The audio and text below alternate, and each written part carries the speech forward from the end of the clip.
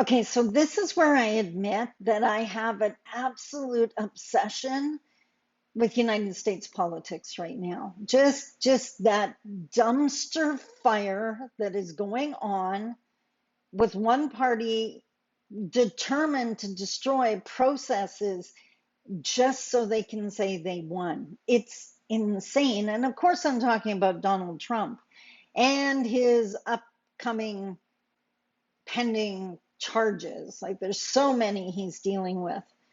But I was watching a news report and they mentioned a concern they have. And it got me thinking about what's going on in Canada. Let's talk about it.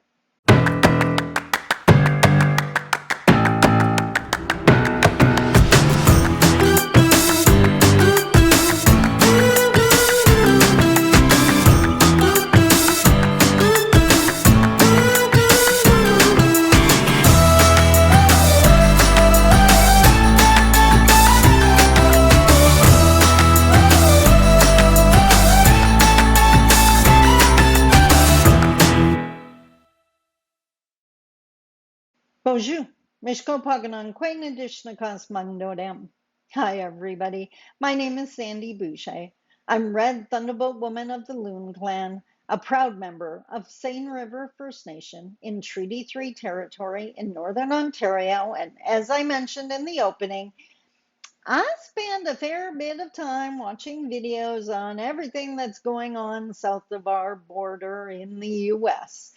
Everything to do with Donald Trump and how is he still front and center. I could go off on a tangent here, but I wanted to speak to one specific thing.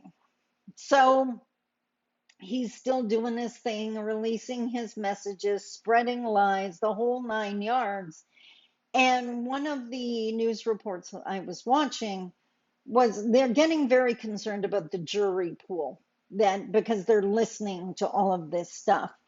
And one of the commentators mentioned that the jury might be more white than usual. Now, interesting phrase, but in that second, because of the work I do, I kind of stopped and kind of grinned because I could hear the blowback. I know that so many non Indigenous people in Canada would have a serious concern. They would have a problem with someone describing a jury as more white. And I can hear them because we hear them every single day.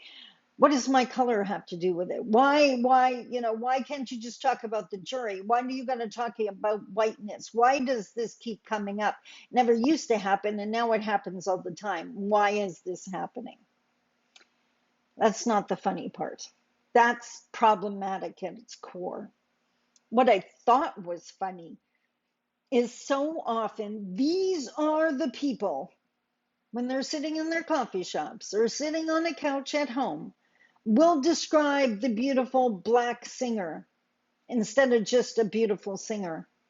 Or they'll talk about the Mexican comedian rather than just a comedian. They have absolutely no problem throwing someone else's color or race into the discussion like it's necessary, because to them it is, but they push back when it's their color that's highlighted.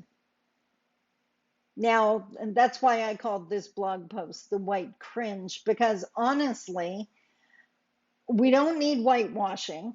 We don't need the people that say, I don't see color, because that's just minimizing someone's experience. What we need to do is get to the point where no matter what shade or color you are, that you're treated equally, that you have the same opportunities and maybe even the same disadvantages as everyone else. Because at that time, the conversation will change and we will focus on skills and experience rather than color.